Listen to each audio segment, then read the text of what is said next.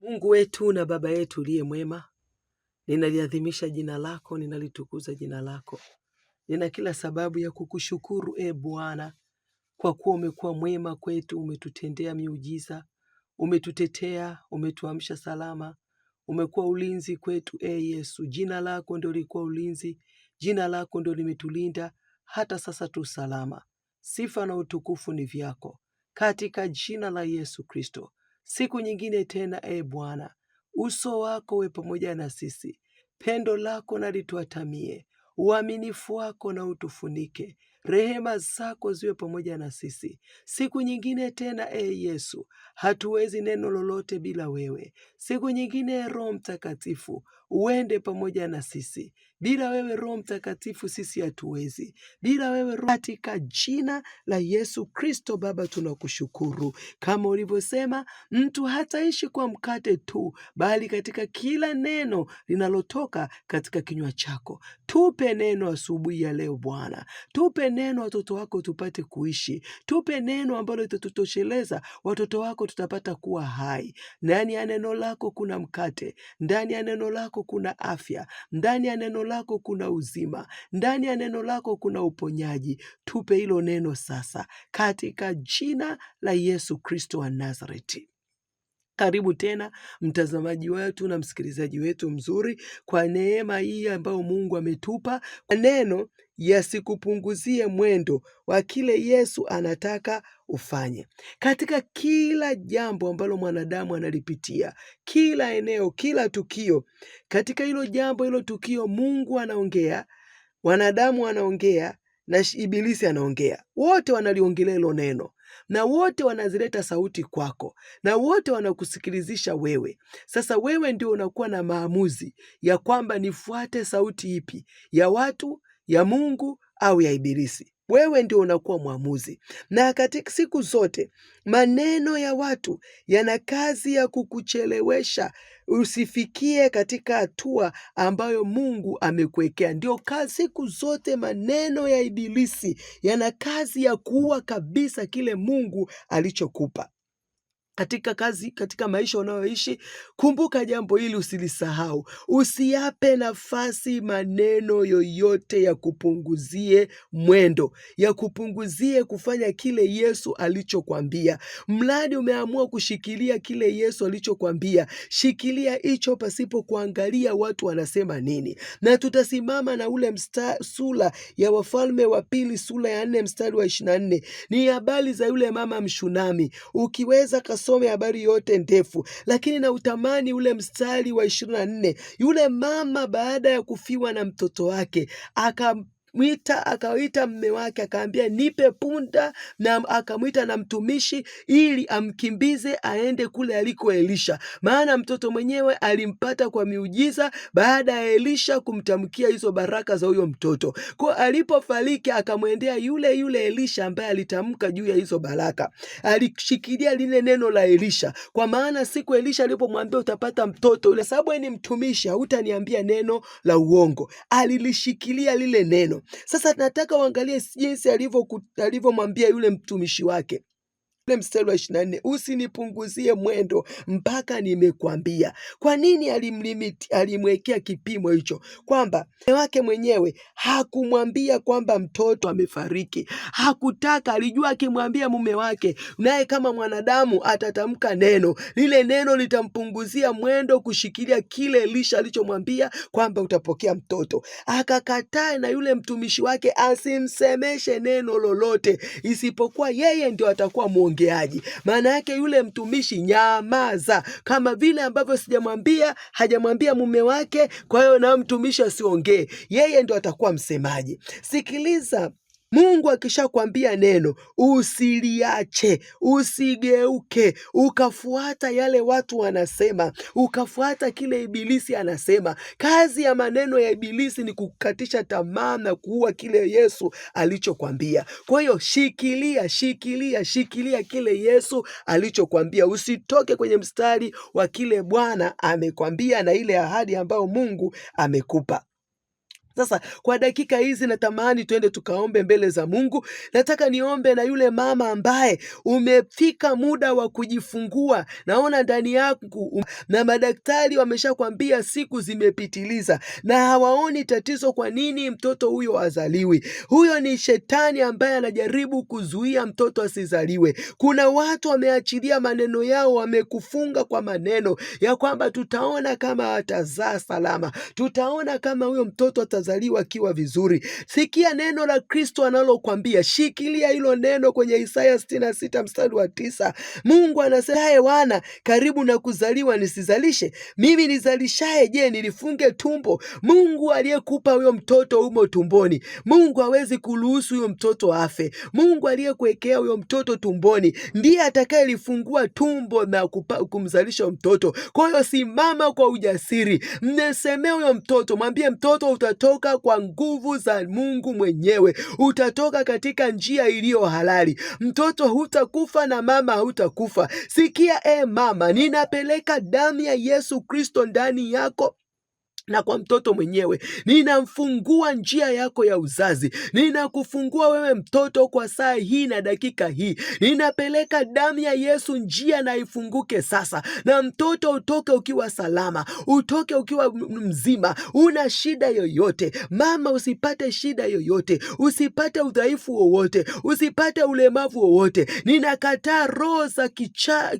kifafa cha mimba. Ninakataa kwa jina la Yesu Kristo. Ninakataa ulemavu kwa mama. Ninakataa kwa jina la Yesu Kristo. Ninatengua hayo maneno ambayo yalikufunga kwamba tutaona kama utajifungua salama, tutaona kama utakuwa sawa. Ninakataa roho za mauti. Ninatengua hayo maneno na uhalali wa hayo maneno kwa jina la Yesu Kristo. Ninayafuta maneno juu ya hiyo mimba. Ninayafuta maneno juu ya hiyo mtoto. Ninayafuta maneno juu ya hiyo mama. Ninafuta na uhalali wake katika jina la Yesu Kristo. Ninatengua kwa neno la Yesu Kristo ya kwamba Mungu ndio atakaye kuzalisha. Ninalifungua hilo tumbo kwa Isaya 66 mstari wa 9. Ninalifungua hilo tumbo. Ninafungua hizo njia za uzazi, na uzae salama sasa, na uzae mkiwa wazima sasa katika jina la Yesu Kristo wa Nazareti. Ninafuta kila maneno. Twende tukakatae maneno mabaya yaliyonenwa juu ya kazi yako, yaliyonenwa juu ya biashara yako, juu ya kilimo chako, juu ya ufugaji wako.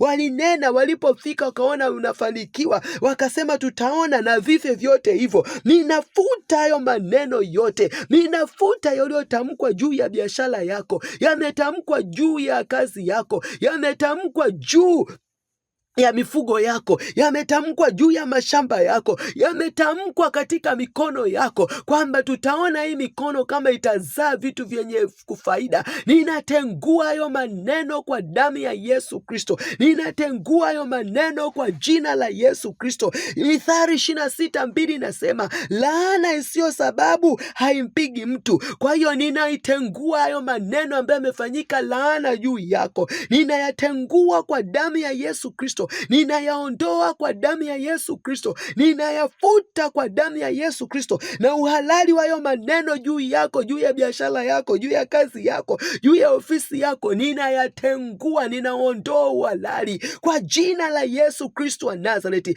Sikiliza shetani, hizo laana ulizopeleka kwenye uchumi wake, ninaziondoa kwa jina la Yesu Kristo. Hakuna ondoleo pasipo kumwagika damu. Ninaipeleka na kumwaga damu ya Yesu kwenye kazi yako. Ninamwaga damu ya Yesu kwenye biashara yako. Ninamwaga damu ya Yesu kwenye mifugo na kilimo chako. Ninamwaga damu ya Yesu kwenye kazi yako yote halali unayoifanya. Ninatengua hizo laana. Ninatengua hizo laana. Ninatengua na kuziondoa kabisa. Na mapepo mliopewa kazi ya kushikilia hiyo laana kwamba ipate kutimia, mapepo ninawasambaratisha kwa jina la Yesu. Mapepo ninawang'oa kwa damu ya Yesu. Mapepo ninawateketeza kwa jina la Yesu. Ule ulinzi mliokuwa mmetumwa kufanya ulinzi na utekelezaji wa hiyo laana, hamna uhalali tena, maana hiyo laana imeondolewa kwa damu ya Yesu Kristo. Hiyo laana haipo juu ya huyo msikilizaji kwa damu ya Yesu. Kwa hiyo hamna uhalali wa kukaa juu yake.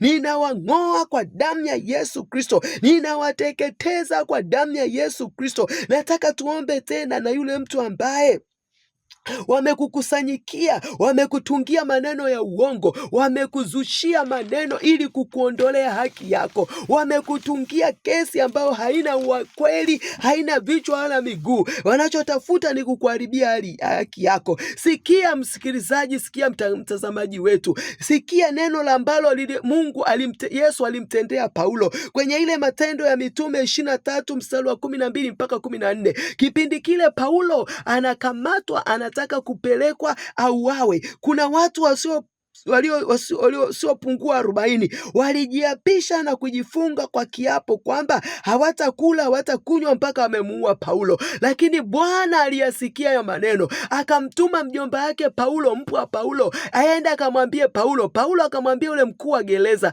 akaenda akapeleka taarifa kwa yule. Usiku wa saa 3 akahamishwa Paulo, akaenda akapelekwa kwa Feliki, kiongozi mwingine. Wale wanavyojiandaa kwa ajili ya wamuombe Paulo apelekwe kwa kisingizio kwamba wanataka wamsikilize vizuri, kumbe wanataka kumuua. Ilipofika wanashangaa Paulo alishasafirishwa na kikosi kikubwa cha mafarasi na watu wengi. Paulo badala ya kuwa mtuhumiwa, matokeo yake akalindwa na usalama ukawa mkubwa asiuawe. Haijalishi hayo maneno aliyokuambia yakoje, shika hili neno la Kristo ya kwamba Bwana atakuwekea ulinzi, Bwana atakupigania, Bwana atakutetea, Bwana Yesu atakuwekea ulinzi. Aliyemtoa Paulo katikati ya hatari ya kuuawa ndiye Mungu anayekutoa na wewe katika hatari hiyo. Nasimama kinyume na hivyo viapo, nasimama kinyume na hayo mafungamano waliofungamana juu yako, nasimama kinyume na hiyo muungano walioungana kwamba wanataka kukuharibu, wanataka kukuondolea haki yako, wanataka kukuharibia maisha yako. Ninasimama kinyume na hilo baraza, nasimama kinyume na hicho kikao. Maamuzi ya hicho kikao ninabatilisha kwa damu ya Yesu Kristo. Maamuzi ya hiyo kikao ninayavunjilia mbali kwa damu ya Yesu. Viapo walivyojiapia kwenye hicho kikao ninabatilisha kwa damu ya Yesu Kristo, ninatengua kwa damu ya Yesu Kristo. Sikia shetani, huyu mtu sio wako. Hiyo haki Mungu ndo amemwekea, lazima ipatikane. Kwa hiyo ninaondoa hayo maneno, ninayafuta hayo maneno na uhalali wake, na hayo maamuzi ninabatilisha, na hicho kiapo ninabatilisha kwa damu ya Yesu Kristo wa Nazareti, kwa damu ya Yesu Kristo wa Nazareti. Ninang'oa kila nguvu za giza, mapepo na mamlaka zote za kuzimu ambazo mlipata uhalali wa kutawala kwa sababu ya maneno aliyoambiwa, kwa sababu ya maamuzi yaliyotolewa. Hayo maamuzi yakawapa uhalali wa kumtawala huyu mtu. Nabatilisha hiyo kanuni yenu, nabatilisha uhalali wenu. Ninaondoa hiyo mamlaka yenu ya kumtawala na kumiliki, kutawala kila kitu chake, kutawala maisha yake, kunyima ile haki ambayo Kristo ameweka kwa ajili yake. Ninabatilisha kwa jina la Yesu nguvu za giza. Achia maisha ya mtu, achia maisha ya mtu, achia maisha ya mtu, achia maisha yake, achia maisha yake katika jina la Yesu Kristo, katika damu ya Yesu Kristo. Ninaachilia ulinzi wa damu ya Yesu juu yako, ninaachilia ulinzi wa damu ya Yesu katika haki yako unayoitafuta, ninaachilia ulinzi wa damu ya Yesu. Ninawasambalatisha kwenye vikao vyao. Ninaomba kwa ajili ya wewe mwanandoa ambayo ndoa yako inakaribia kufa. Mumekaa kila aina ya vikao, mumekaa kila aina ya usuluhishi, bado usuluhishi haufanyi kazi. Ni kama vile mnapotoka kwenye usuluhishi mnanua vita vingine. Ninaita hiyo damu ya Yesu Kristo juu ya maneno yaliyonenwa juu ya ndoa. Mandoa yako walinena wakasema, tutaona kama hii ndoa itasimama,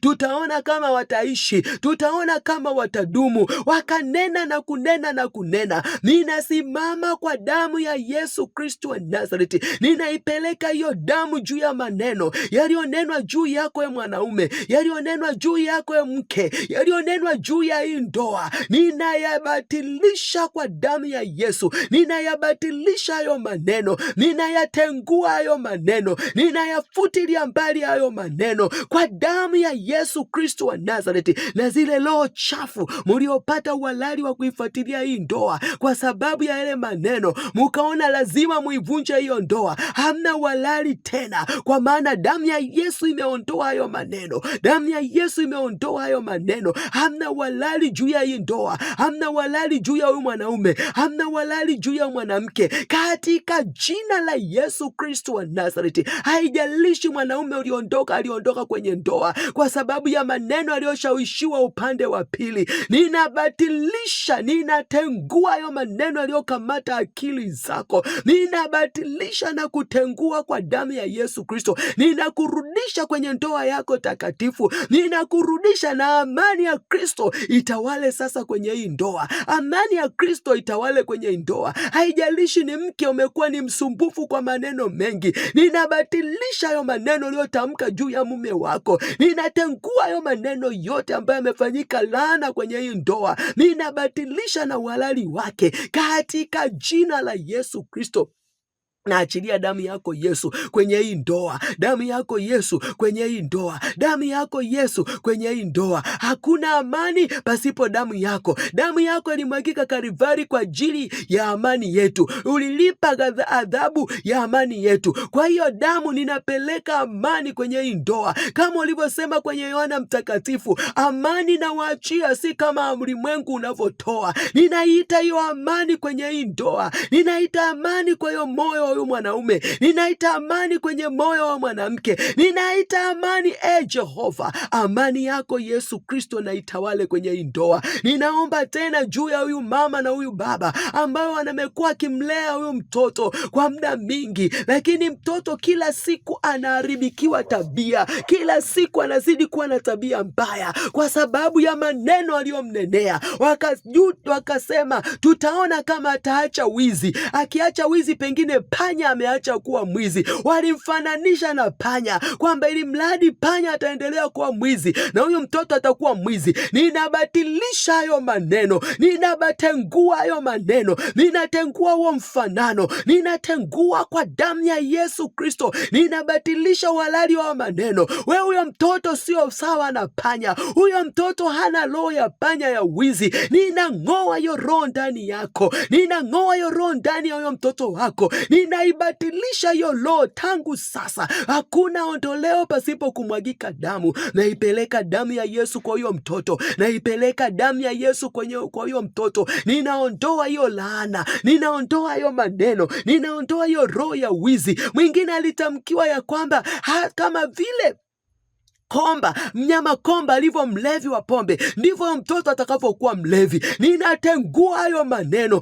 ninatengua huo mfanano, ninatengua kwa damu ya Yesu Kristo. Ninaondoa hicho kiapo alichoapiwa huyo mtoto ya kwamba atakuwa mlevi mpaka kufa kwake. Ninatengua kwa damu ya Yesu Kristo wa Nazareti. Ninabatilisha kila roho za kuzimu ambazo zimeshikilia hayo maneno, ninabatilisha na kutengua kwa jina la Yesu Kristo. Kuzimu mwachie mtoto, kuzimu mwachie kijana, kuzimu mwachie binti ambaye mmempandikizia roho ya ulevi wa kila aina. Ninabatilisha na kutengua kwa jina la Yesu Kristo wa Nazareti, kwa damu ya Yesu Kristo wa Nazareti. Yesu, ninaondoa hiyo kiu ya pombe, ninaondoa kiu ya bangi, ninaondoa kiu ya madawa ya kulevya, ninaondoa kiu zote za ulevi wa kila namna. Ninaondoa hiyo kiu kwa damu ya Yesu Kristo, ninaondoa hiyo kiu kwa damu ya Yesu Kristo, ninaondoa hiyo kiu kwa damu ya Yesu Kristo. Ninaachilia moto wa damu ya Yesu ndani yake, ninakata hicho. Kuna huyu ambaye alipelekwa kwenye madhabahu za kuzimu, walikaa kwenye madhabahu, wakajiapisha kwenye madhabahu, wakanena maneno kwenye madhabahu ya wachawi, wakafanya uchawi na kumloga, wakasema kila aina ya maneno na kumloga kwa kila namna. Huyu naye pia Baba, ninafuta hayo maneno kwa damu ya Yesu Kristo. Haijalishi hayo maneno kwenye madhabahu za wachawi, kwenye madhabahu za waganga, hayo maneno yamekaa kama ukumbusho. Ninapeleka damu yako Yesu kwenye hizo madhabahu, madhabahu, ninaziangusha hizo madhabahu zilizomshikilia, ninaziteketeza hizo madhabahu zinazomng'ang'ania kwa damu ya Yesu Kristo wa Nazareti, kwa damu ya Yesu Kristo wa Nazareti. Haijalishi ni uchawi na uganga wa aina gani uliofanyika, ninasimama sawa na neno lilosema kwa Yakobo, hakuna uchawi juu ya Yakobo, hakuna uganga juu ya Yakobo. Wewe uliyebatilisha yale maneno ya mpiga ramli Balaamu alipotaka kuiloga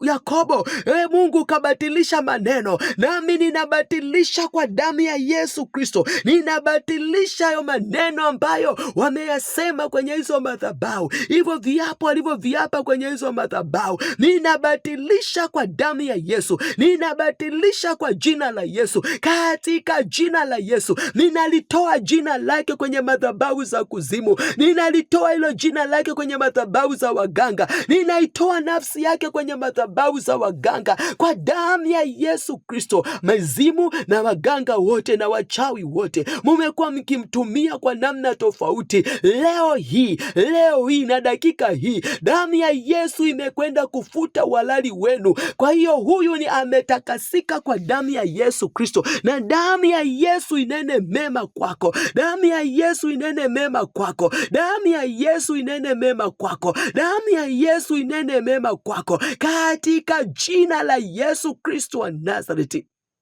Baba, haijalishi kwenye madhabahu walienda kuloga kitu gani, damu ya Yesu unaweza yote. Hata hili tunaliachilia kwako, hata hili tunaleta kwako. Mponye mtumishi wako, mponye huyu msikilizaji. Baba, ninamleta kutoka katika madhabahu ya shetani, ninamrudisha kwenye madhabahu yako ya mbinguni, ninamleta kwenye madhabahu yako ya msalaba, Yesu, ninamleta kwenye madhabahu yako, Jehova, katika jina la Yesu Kristo wa Nazareti. Ninaomba kwa ajili ya yule mtu ambaye amepandikiziwa pressure, BP isiyoeleweka, inapanda au inashuka pasipo kueleweka, amepandikiziwa kisukari. Sikia shetani, ninatengua huo ugonjwa, ninauondoa huo ugonjwa kwa damu ya Yesu Kristo wa Nazareti, kwa damu ya Yesu Kristo wa Nazareti. Na uwe mzima sasa, na uwe mzima sasa. Pokea uzima kwa damu ya Yesu. Ninakufungua kwa damu ya Yesu, ninaifungua afya yako kwa damu ya Yesu, ninafungua uponyaji kwako kwa damu ya Yesu. Na uwe mzima kwa jina la Yesu Kristo, utakasike kwa jina la Yesu Kristo wa Nazareti. Baba, ninatamka baraka kwa ajili ya wasikilizaji wetu na watazamaji wetu. Roho Mtakatifu, nenda na watoto wako. Roho Mtakatifu, nenda nao. Mungu Baba, uende pamoja nao, uso wako uende pamoja nao, damu yako inene mema Yesu katika siku yao yote ya leo na siku zote za maisha yao. Baba, maneno yote atakayotamkwa juu yao yasipate kibali, yakutane na damu yako Yesu inayonena mema. Asante kwa ajili ya watoto wako, ninawabariki kwa damu ya Yesu Kristo, ninawabariki kwa jina la Yesu Kristo, ninawaachilia ulinzi wa jina la Yesu Kristo wa Nazareti. Uwalinde Yesu, kama ulivyosema kwa Yohana 17 ya kwamba Baba, hawa niliwalinda kwa jina lako, nami Baba uwalinde tena kwa jina lako. Mungu, ninaomba Yesu, ninaomba uwalinde wote hawa kwa jina lako, Bwana, tangu sasa na hata milele, katika jina la Yesu Kristo wa Nazareti.